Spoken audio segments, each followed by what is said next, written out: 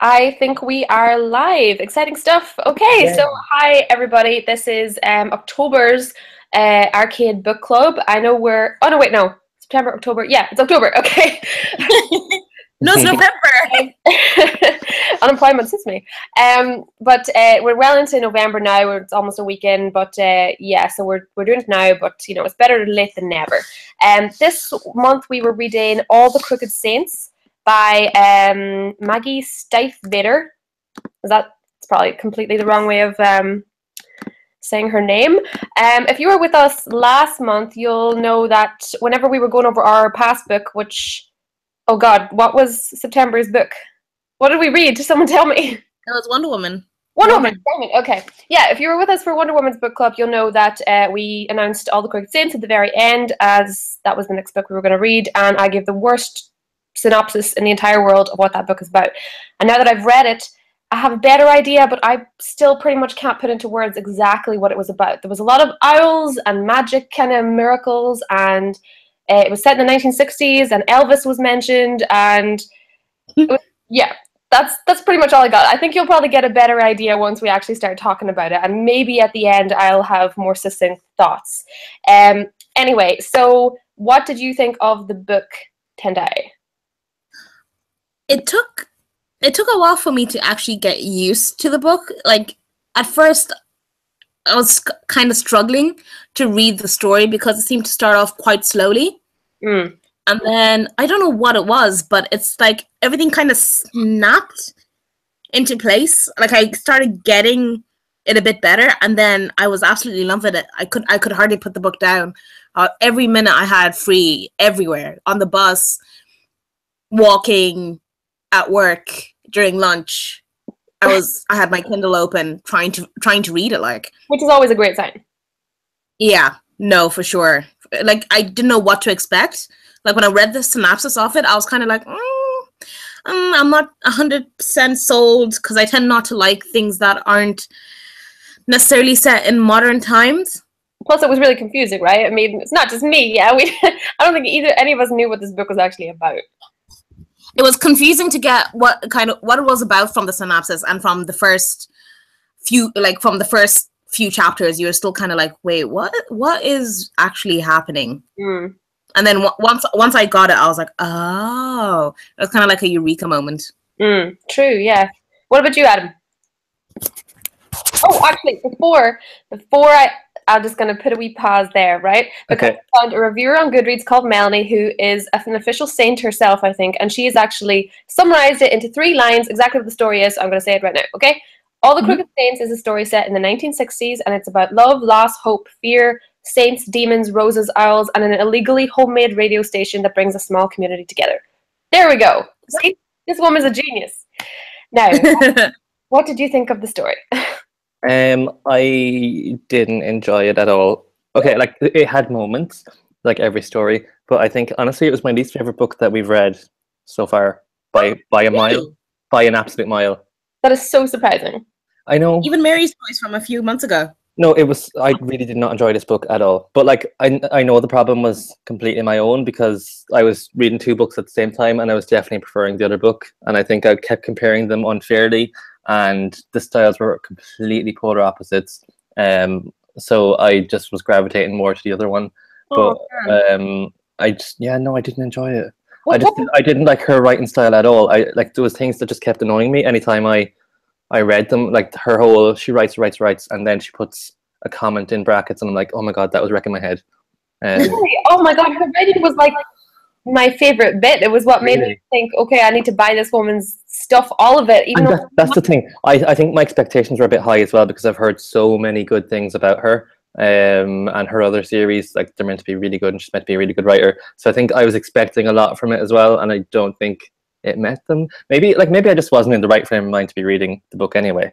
Well, maybe, but it depends. What book were you comparing it to? What other book did you read?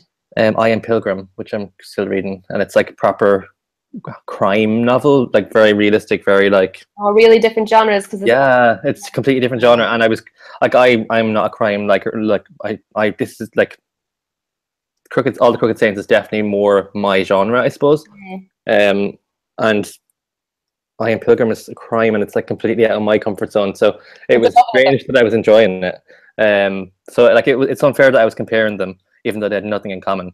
But I find that happens though sometimes whenever you go through like a different kind of like you're reading throughout your life is kind of a journey, and usually you stick to the same kind of genres, but then you discover that a genre you didn't think you'd like, you love, and then it opens up all these new possibilities. It's almost like, you know, a definitive moment in your reading life or something. I remember that same thing happened to me when I read Unbroken, and I used to never think that I would like historical, like real historical kind of fiction, like a biography thing. I never read them before, and then I was hooked. So maybe that's why. Maybe it was, you know, it was too impossible a feat for All the Crooked Saints to live up to this new crime genre that was opened up for you. That might have been the thing. Like, it's a pity because I had heard such good things about it, and like about her as a writer. I don't know. Maybe I'll reread it one day and have a different perspective. But it wasn't for me. There's too big a TBR. You're not going to do that. It's not. Well, did you like anything of it? Did you like any of the characters, for instance? Okay, characters I like. Joaquin. Peter, is it Peter? Pete, the really cute guy, the really sweet guy who wasn't a pilgrim. Peter, yeah. I liked him. Beatrice, liked her. And Daniel, yeah. Though I didn't hate any characters, but I just didn't love the book. Love any of them either. Oh. Well, what about you, Tendai? You liked the book. What about the characters? My favorite character was, I'd say, I really like Daniel in that he was just trying to be the best person he could be. And it was one of those things that you're like, oh, don't we all, you know?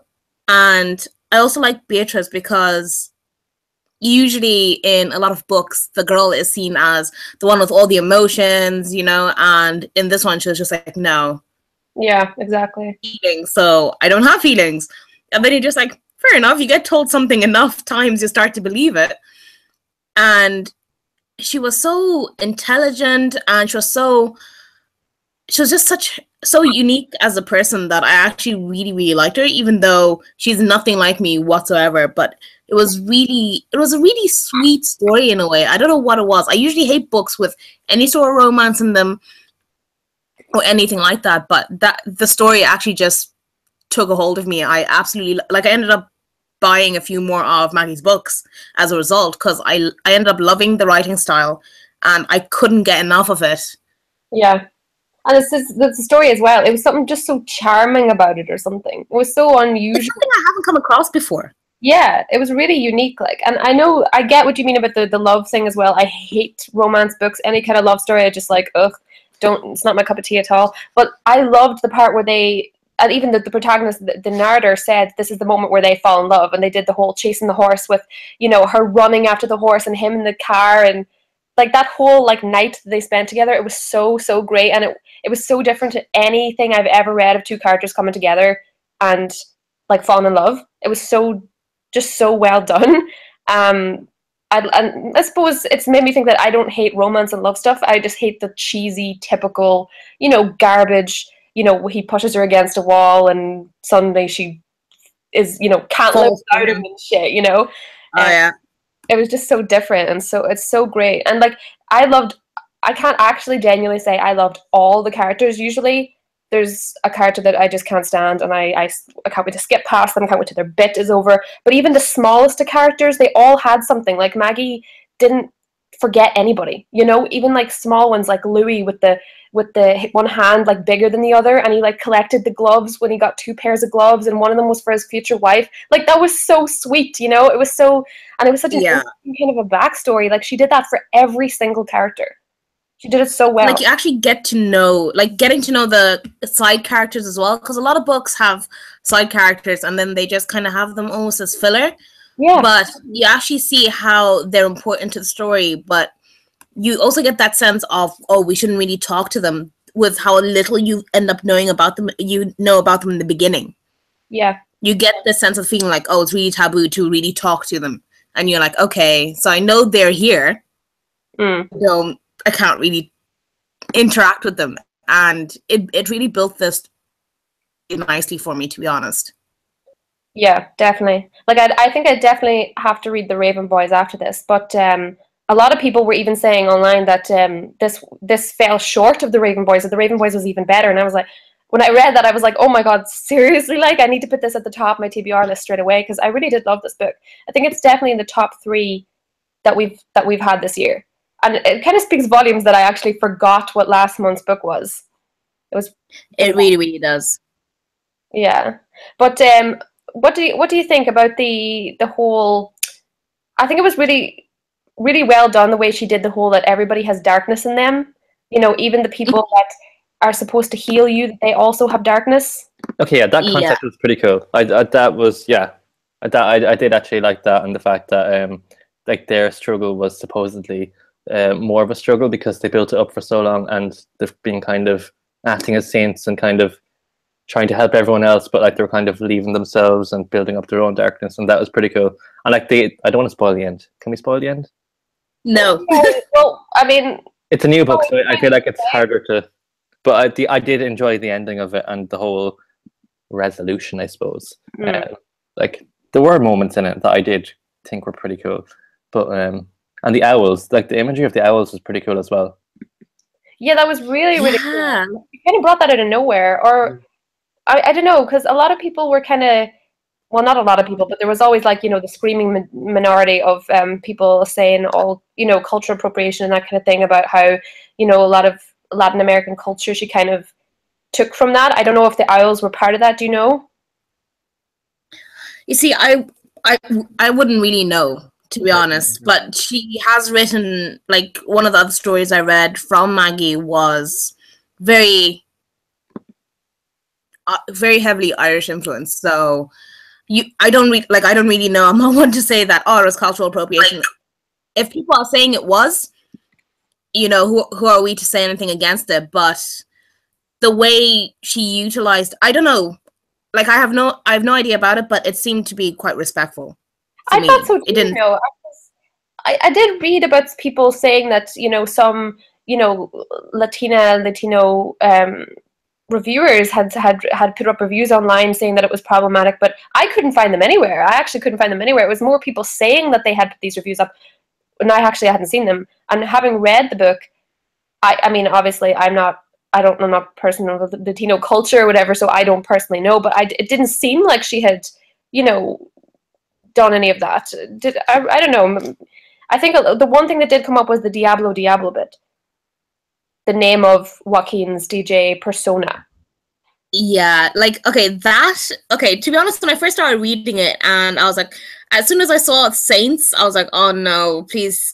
Like, I'm just, I'm naturally biased. I was just like, oh no, is this going to be really religious? Which it kind of was. I just didn't want it to be like along those lines. But the more I read it, I was like, okay, this is not religious in the way I think of religion. Like, I think modern day, like, I think like Catholicism that I knew, so Roman Catholic type of stuff, and that was nothing. I don't know, it was almost more spiritual in a way, and it was, to be honest, I thought the story was absolutely beautiful. I was just like, oh my god, this is amazing. I just thought it was great, like, because I've never read anything like it, and I've read a lot of books, and I've never come across that sort of story, and I was blown away. Yeah, like the Diablo bit, it reminded me of that. Do you remember when you were a kid and people would say if you said Bloody Mary, whatever, in a mirror 3 times or something, you turn, you know, I think if you're a Catholic at all, like if you're a Christian at all, you've kind of come across those superstitious-y things about the devil. I don't think it's specifically, you know, just one culture who has that. Like, I remember that as a kid, and I was always far too scared to actually say the 3rd Bloody Mary. And like, I was just like, no, I'm not risking that shit, you know. Yeah. So I don't know. I think that was kind of what it was, but because obviously it's based in, you know, where is it, outside San Antonio, wasn't it? Where Bicho Raro is. I don't know if that's a real place. Is that a real place? But yeah, as far as I know, I know for sure San Antonio is a real place. But Bicho Raro, when at the end of the book, she does say it was a real place. So I'm not 100%. Oh, right, okay. I must have missed it, but either way, it is definitely, you know, there's a lot of Mexican influence and stuff like that. So obviously, I think that's why people were kind of just like, I suppose, being a bit careful about that kind of thing. But I think every author who is every author who tackles, a different culture or takes inspiration from another culture, they're always going to get criticism. I think that's just kind of part and parcel. It's the same thing happened with Leo Bardugo's Grishaverse, because she took a lot of inspiration from Russia, and a lot of the words that she kind of took inspiration from and stuff were like incorrect in the language and stuff. And I know a lot of people were annoyed about that. But I think that's just part and parcel of what comes with that kind of a book. If you're dealing with any kind of older culture, you're gonna, if you don't live in it and if you didn't grow up in it, you're gonna get it wrong or get some of it wrong. But at the same time, it's kind of on you to do a bit more research. It's on you to do the research, yeah. But at the same time, in fiction, I don't think we should be saying, okay, you have to limit it to what you know and what you're experiencing. Exactly. Yeah. You can take inspiration from a culture. I think if you're trying to do it exactly, and if you're trying to be, if it's modern fiction, then yeah, you should definitely get your shit right before you write it. But if it's like magical realism, like the way this is, where escapism, yeah, I don't think everything has to be 100% correct. I mean, sure, look at how Ireland is portrayed in media and movies and everything. Sure, most of it is complete nonsense. But it's it's if the media at the end is entertaining, it's really good. Does it really matter in the long run? Yeah, I suppose. But I think we had a wee technical difficulty there. Did we get that sorted, Adam? Did we? Yeah. So I'm just going to say hi to anyone watching on Facebook or Twitter. We are taking questions. So if anyone has any questions, ask away, and we will try our best to answer them. But yeah, we are live on YouTube and Facebook and Twitter. So hello. Finally, okay. This is our first session without our editor Declan. So we were a little bit nervous, but hopefully things are going to go smoothly from here on out. Ultimately, I think the book was really, really good. It actually reminds me, Tendai, of the book you chose, A Cat a Witch, where I went into it not really knowing anything about it, but came out really, really loving it. Now, I don't think this book is as good as that. I think that's probably been my favorite book so far of all the books we've read this year, but it certainly comes really close. Yeah, I'd to be honest, I'd feel the same because I loved A Cat. I actually reread it there again recently after reading all the Crooked Saints, because I was just like, I don't know, I've always loved books that are more fantasy based, and I wasn't 100% sure what to get from it, considering that Beatrice was saying that she had a way with with electricity or electrical stuff, and I was like, okay, what's this? So it took a while to kind of get it, and I can understand how somebody might not like it, to be honest, because I almost packed it in. Did you? Because it was just taking. Yeah, I don't know. It was just taking too long for me to kind of get that kind of hook, and then, but once I did, I was just, because at the beginning I was like, okay, I get these characters, fair enough. Yeah, Daniel's the saint, you have the good cousins, and then I was just like, what else is there? No, but then the first few chapters. Sorry? The first few chapters, to be fair, they were slow. Yeah. But then after a while, everything picked up. When you think about the imagery of even just owls in general, when it comes to magic, you're like, okay, a lot of owls would have been seen around, witches, cabins and all that stuff. And then you just in a different way, people would call this magic. Yeah, exactly. And I think any story with owls in it, I'm pretty much going to love. I mean, look at Harry Potter.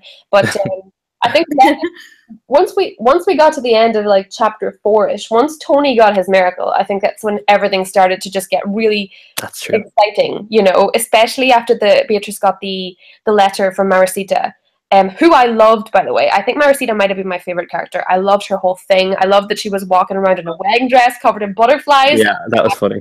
Butterflies couldn't fly. Oh my god! I wanted from the beginning. I wanted to know what her deal was. I was just to be honest, I was kind of I don't really care about the rest of you, but I want to know what is her deal, what happened, and then over the course of the story, I started caring about everybody. Even to a degree, I cared a bit about the twins. And and what's her name? Jane? Or Jean? Jenny. Yeah, Jenny. And I was just oh my god, imagine not being able to use your own words to speak. Yes, Jenny the parrot. That was so cool. All the miracles were just really, really cool. They're and the original. Those, like, it was so good. Like, it was different and unique in a way that Akata Witch was. Yes, exactly. As well. So, like, the two of them are nothing alike in that they do it so differently. It is very different, yeah. But like, the world building I found to be absolutely, like, it was so, you could almost imagine all, like, even when she was describing the sand, like, everywhere. You know that feeling when you go to the beach and then you end up with sand bloody absolutely everywhere, even though you might not have left the car because it was miserable. You can almost imagine the feeling of the sand between, like, on your skin, that kind of dry. It made me want to go to a bloody desert, like.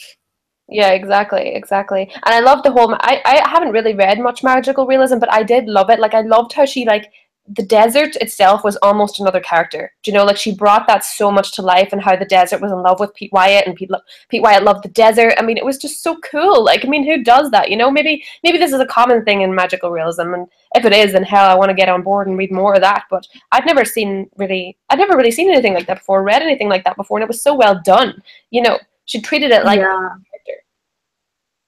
Like, she treated the devil like, well, not the desert, the desert, like its own, like, Diablo, an entity. And the desert is, if you think about it, so many creatures that thrive there.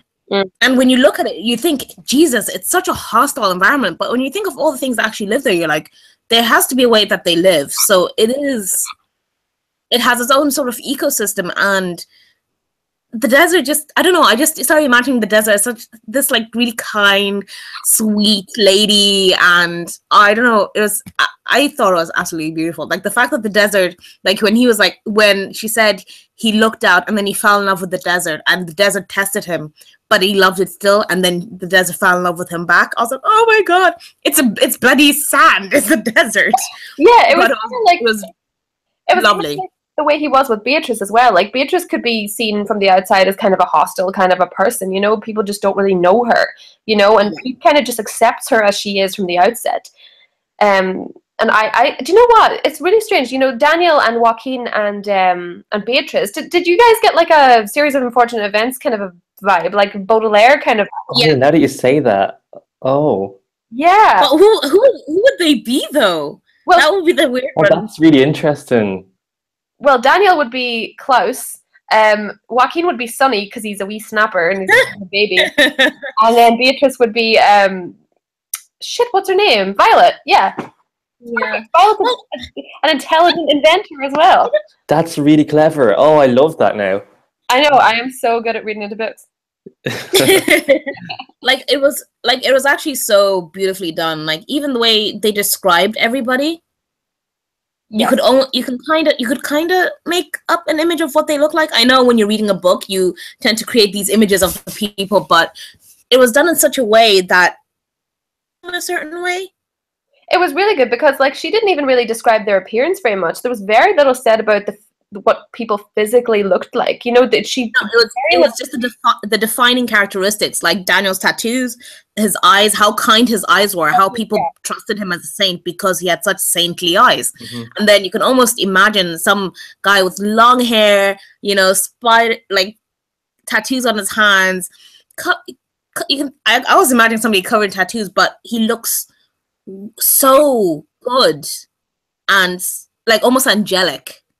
Yeah, like angelic. That's a good way to put it. But also, like, just the personalities of the ones. Like, she describes their personalities so well that it creates, like, a vision of what they look like in your head, even though she said nothing about what they physically look like. You know, like, I could imagine Francisco, like, really well. He reminded me so much of my pop, you know, and Antonia as well, his wife, just because of her anger and stuff. I just imagined this, you know, lady with, like, she was so angsty, turned back and a scowl on her face, and then you know, rolling pin or something, you know, like skulking around the place. Do you know, it's so interesting how that works, because I mean, an author can spend ages physically describing everything and you can't even really see them in your head. You know, this is more of a bringing the character alive kind of a thing, which is what she did. Oh no, 100%. Like even just Rosa, she wasn't even in the story that much, but you're like, okay, you get this feeling of her, and then you get this feeling of her and a partner because he likes to match what she's wearing. You know, he likes to match her, and you're just like, oh, you know, you like those little cute old couples that that match outfits. I think it was Judith, though. Wasn't that Judith? Huh? Wasn't Judith and Eduardo together, not Rosa and Eduardo? Did I get that wrong? I don't know. Oh my god, I'm getting the names mixed up now. Oh no, that's awful. Isn't Rosa like the mother? Like, and she's the mother of Lydia or something? Oh, I'm confused. I think so. I think Judith was the one that came back with Eduardo to get their parents together. Yeah, Judith and Eduardo were together. Okay, yeah. Then sorry, I got confused, but Okay, then it was Judith. Easy, you know. I've got a question. Oh, okay. yes. If this book were being adapted into a movie, what would you want to see, or who would you want to see play each part? So I'd say just keep it to the main characters. Oh, like Joaquin and... Yeah, Beatrice, Daniel, Marcia, what's her name?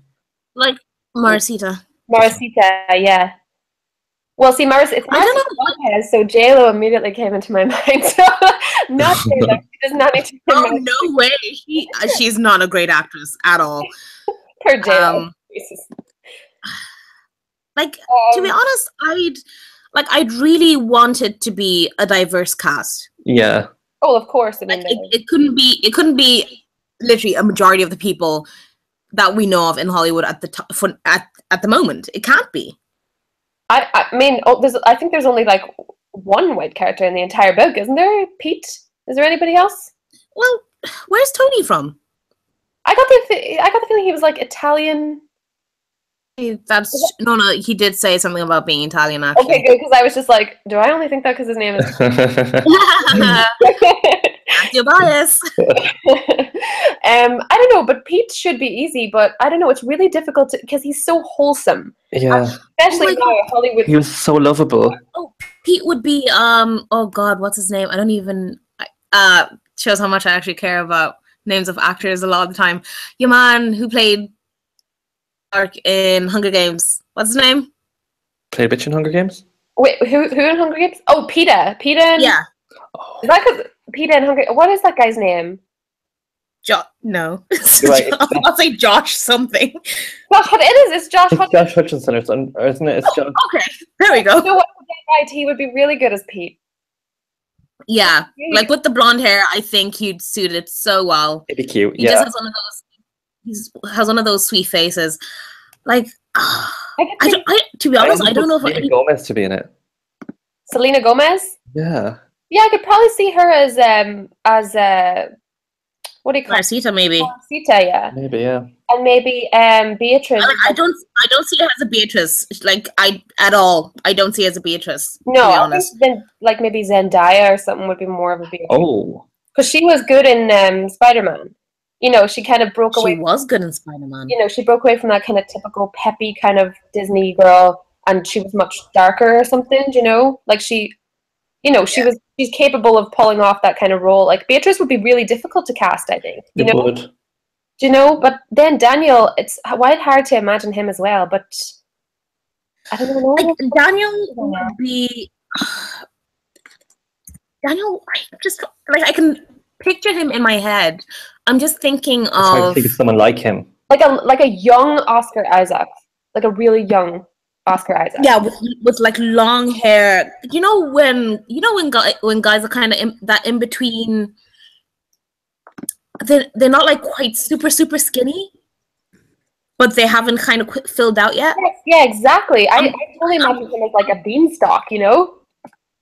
Yeah, I'm thinking somebody like that, but I can't think of anybody like that. Yeah. Oh, I've got can't think of anybody like that at all. Who for Beatrice? Naya Riviera. Who? Naya Riviera. She used to be in Glee. Yes. She'd be feisty. She's really cool. I like her. Is her name Naya? She'd probably be a good Judith, though. Maybe. Wait. Because the sister was the feisty one. Rivera in Glee. Naya Riviera. Yeah. Rivera. Yeah. All right. Yeah, Judith, definitely. Yeah, no, I can see that. I know, it is a really tough question, actually. I was kind of, it's really weird because sometimes when I'm reading books, I'll imagine celebrities as like placeholders for the characters. But what about Tom Holland? Tom Holland would be a good Peter actor. Yeah. Isn't he white, though? No, I meant for Peter. Oh, for Peter. Or for Pete. Yeah. I guess, I don't know. Since you said Josh Hutcherson, though, that's all I can see now. Yeah. Yeah, no, Well, they're both very cute in that way, you know. they are both very cute. Yeah, I don't know. Hmm. And Tony and Francisco as well. I think they're just going to remain as I see them in my mind.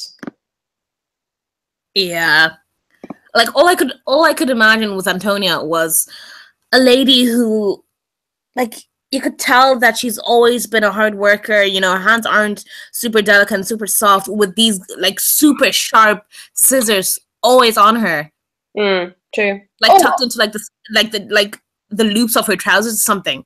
That's what I kept imagining her, like that she always had scissors nearby because she was never far away from cutting up her flowers, Yeah, like cutting the paper into shapes of flowers. Like, she was a dangerous woman. I mean, running around with scissors and having those dogs of hers and everything. I wouldn't want to get on the wrong side. those dogs, I was imagining like little. I was imagining like a few mutts, Mutts, yeah, like small, you know. angry mutts, you know. But at the same time, I was like, if I saw them, I'd probably call them, just be like, oh, you hairy babies, and then they'd eat my face. You'd probably still be calling them cuties while they're eating your face. But Yeah. no, I'm just thinking as well, actually, Diego Luna would probably have been good for Daniel. I mean, he's a bit old, but if he wasn't as old, someone, you know, I could see him. He has kind eyes, and they have the long kind of hair that was described there. You know Diego Luna, he was in Rogue One. Yeah. Cassian. Yeah. Oh, yes. Yeah. I see what you mean. Yeah, I'd say he would be a little bit old, considering they're all supposed to be, teenagers. Yeah, they're meant to be teenagers. I think the youngest is Joaquin, and he's 16, isn't he? Yeah. Yeah. And Daniel, I think, is like 19 or 20. Was he meant to be that old? Oh, right, okay. Well, I suppose, yeah, and he's also thinking of marriage. You see, that's the feeling I got from him. I've got the feeling that he was a bit more mature, but again, he's been a saint since forever, so he probably was supposed to give that air of being older than he actually was. Right, okay. I think we have our cast. Our sloppy cast at best. Half imaginative and half... Could you see it becoming a movie, though? Do you know what? I'd be worried. I'd love to, but at the same time, I'd be so worried that it would be butchered, and it doesn't deserve to be butchered at all. Yeah. Like, if you can't do it right, I think they should leave it as is. But it would be an easy book to adapt, because, like, you can't really go wrong. Like, it's like, if they follow the book... Last words. Like, as long as they follow the book and the story, like, it's not... I suppose they so often don't do that, I guess. Yeah, they do their own thing, I suppose, but, Yeah. like... If they did follow it, it would be actually kind of a perfect movie, wouldn't it? It would be absolutely real. Yeah. It would be beautiful. It'd be so visually stunning. Yeah, with the You island, can almost see it now. black roses and all that stuff. And what did you guys think of the ending? It was quite cookie cutter, wasn't it? It was quite like It wrapped up very neatly, yeah.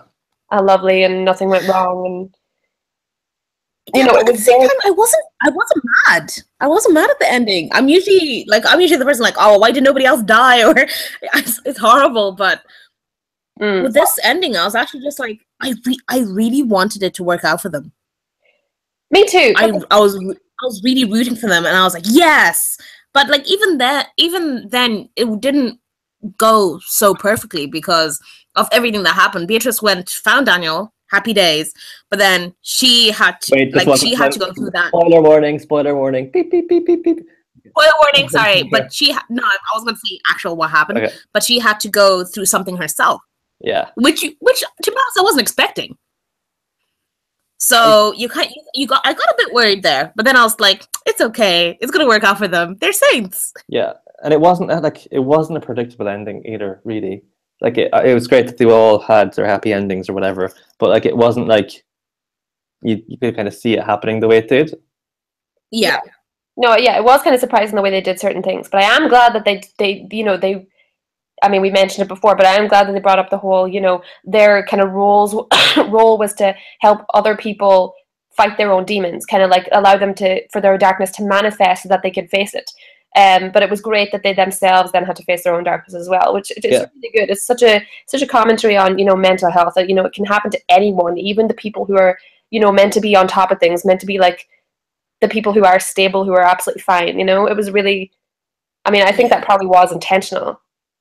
Yeah, and it wasn't even just it can happen to anyone. It's the people who are usually trying to heal everybody else have it even worse. Yeah, and also that you can't do it by yourself. You know, that you need the support of other Team people to get through. You know, like Yeah.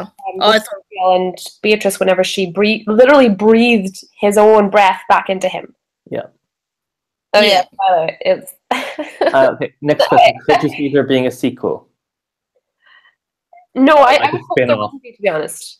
I mean, about when I was nearly at the end, and I knew myself how much I loved it. I was just like, God, it'd be great to see more of this world. But by the end of it, I was like, do you know what? No, this is absolutely fine. It happened, and you're happy to leave it as is. Yeah, I'm happy as it contained in its own story. I mean, I don't think I'd probably object if she wrote something else. I mean, because this woman's so talented, she'd pull it out of the bag. You know, I'd probably love it anyway. But as I can see it now, like this is just fantastic story on its own.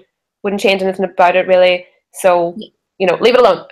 Don't butcher it. Don't milk it. But to be fair, though, I did agree with you about the ending that, you know, you wouldn't change a bit, but I did have one contention with it, and that was that Marasita's family suddenly were there. I thought that was weird. I know it was meant to be like a year later, but it felt like a very harsh jump.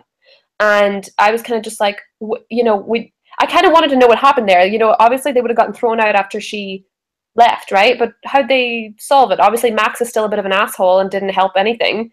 So how'd they get there? Why are they still happy and fine with her? But that's the thing, you never know that Max is still an asshole. But they said as well, though, that he left, he stayed in wherever because with his anger to keep him company or something.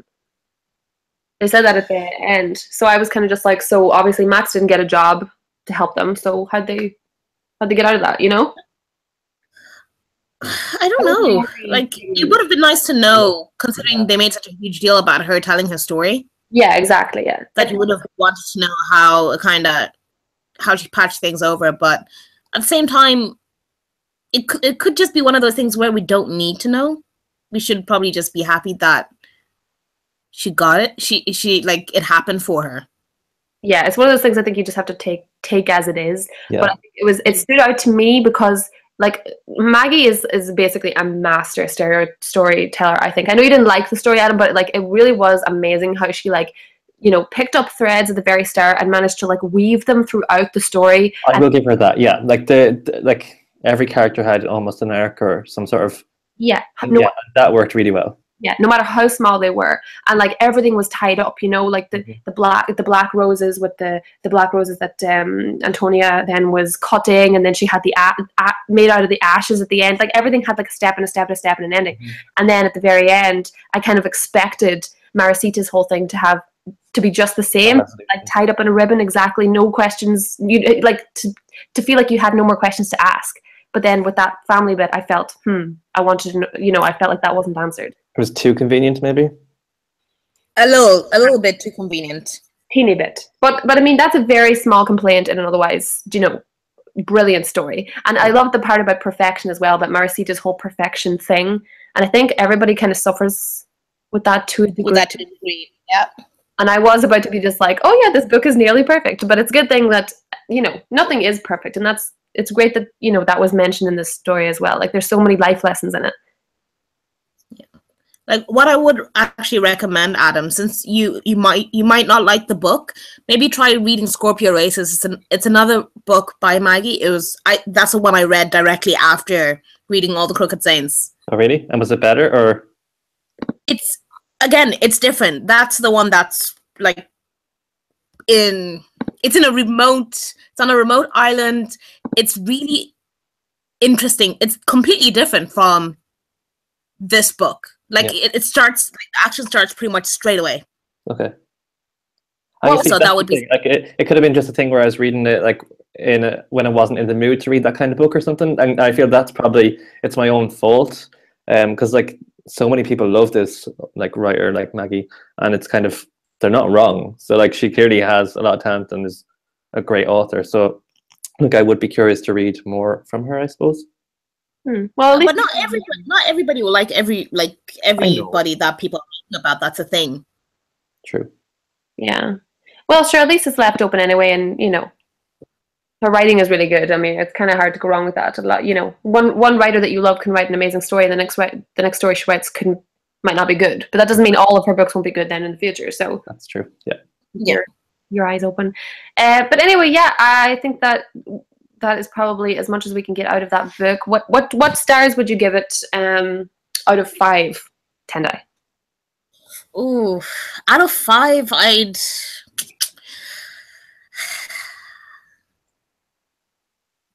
pretty sure I gave A Cat a Witch a 5 out of 5. You did, yeah. That was the highest rated of the year. Like, I don't think we only give one 5, and that was A Cat a Witch. Like, I would honestly give this a 4. Like, a nice solid 4 out of 5, because I did enjoy it. Again, I had issues actually putting it down once I got to the... Once it kind of got its... You know those nights where you're like, okay, one more page. Yeah. Yeah, that happened way too many times. So it was a nice solid read. I would highly recommend it to so many people. But it was a little stagnant at the start. Yeah, that's and it was a little stagnant at the start, and then the ending was way too cookie cutter. Way too neat. Yeah. I like my endings a little bit frayed, you know. Just a little bit, you know, something that'll give you a bit of that you can think about afterwards. You're like trying to like Sherlock Holmes it yourself. You're like, wait, what does that mean? Or, like, I love an ending that makes you want to go back and reread the whole book again. And you're like, oh my god, I never seen that coming, and now I need to go back and try find how they set it up. Like, I love those kind of books as well. Yeah, exactly. Yeah, or books that make you feel like you might have missed something while reading it. Exactly. Yeah, that's it. I love those books. And that being said, I would give it a solid 4 as well. I think 4 is the exact right amount for this book. I know you disagree though, Adam. What would you give the book? I don't hate it and I don't love it, but I'm, in comparison to the other books we've read and the way I've rated them, I'm going to give it right down the middle, 2.5. 2.5. Ooh, as low as that. But you see, it's not awful. It's like 50%. I suppose. Like, yeah, I suppose it's 50/50. Out of 5, it's 50-50. So like I won't give it anything lower than that, but I wouldn't give it anything higher than that. I wouldn't give it lower than a 3 now, but sure. We're on different sides of the fence here now, Adam. Sure, I'm close enough to the tree. No, but I've done Goodreads there as well, and Goodreads gives it a 3.9, 3.8, I think it was. So like the 4 is pretty much the standard. Yeah, pretty much across the board. Great. Well, next month's book, which I suppose is this month's book, November. So if you want to get going with us, you probably best order it on Kindle or something. Is going to be Forest of 1,000 Lanterns by Julie C. Dow. It was just released, and it's actually written by a Vietnamese American woman, and there's lots of inspiration from Vietnamese culture and Asian culture in general. So that should be really cool as well. I'm really excited for this one. So excited. Yeah, it looks really cool. It was actually in this month's, in October's Fairy Lit. It was the book of the month. Yeah. So basically, it's an East Asian fantasy reimagining of the evil queen legend about one peasant girl's quest to become empress and the darkness she must unleash to achieve her destiny. So that'd be cool. The main character's name is Yi Feng, and she's 18, and she is destined for greatness. So, really excited about reading that as well. And it's going to be a series as well, I think. Yes, this is number 1 in the series. Yay, I'm excited. Yeah, it's going to be good. So anyway, thanks everybody who tuned in. Sorry for the technical difficulties, and hopefully we'll have our shit together next month. So yeah, thank you for watching. Thank you guys. Bye. Bye.